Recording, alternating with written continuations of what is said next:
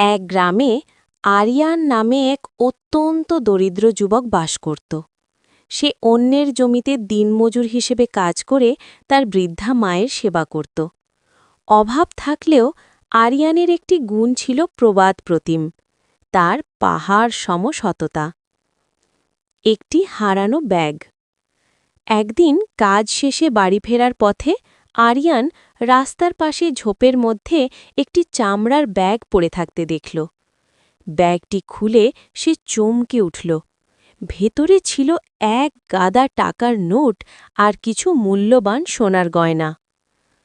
আরিয়ানের মনে মুহূর্তের জন্য চিন্তা এলো, এই টাকাগুলো নিলে আমার সারা জীবনের অভাব মিটে যাবে, মাকে আর কষ্ট করতে হবে না।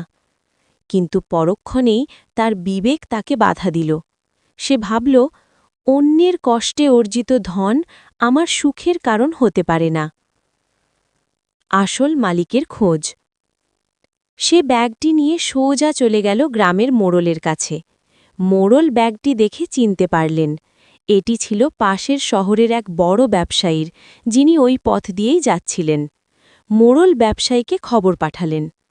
পরদিন ব্যবসায়ী হন্তধন্ত হয়ে গ্রামে এলেন। তিনি তার ব্যাগটি ফিরে পেয়ে খুশিতে আত্মহারা হয়ে গেলেন।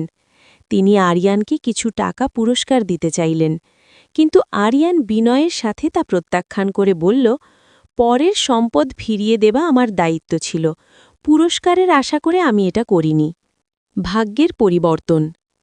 ব্যবসায়ী আরিয়ানের এই সততায় মুগ্ধ হলেন। তিনি দেখলেন, এই যুগে এমন নিঃস্বার্থ মানুষ মেলা ভার। তিনি আরিয়ানকে প্রস্তাব দিলেন তার বড় ব্যবসা প্রতিষ্ঠানের হিসাবরক্ষক এবং ম্যানেজার হিসেবে কাজ করার জন্য। আরিয়ান তার সততা ও বুদ্ধিকে কাজে লাগিয়ে অল্প দিনেই ব্যবসায়ীর প্রিয়পাত্র হয়ে উঠল। ব্যবসায়ী সাহেবের কোনো সন্তান ছিল না। আরিয়ানের বিশ্বস্ততায় মুগ্ধ হয়ে তিনি শেষ জীবনে আরিয়ানকে তার ব্যবসার অংশীদার করে দেন। গল্পের শিক্ষা। সততা হয়তো সাময়িকভাবে কাউকে দরিদ্র রাখতে পারে, কিন্তু দীর্ঘমেয়াদে তার সম্মান, বিশ্বাস এবং অভাবনীয় সাফল্য বয়ে আনে।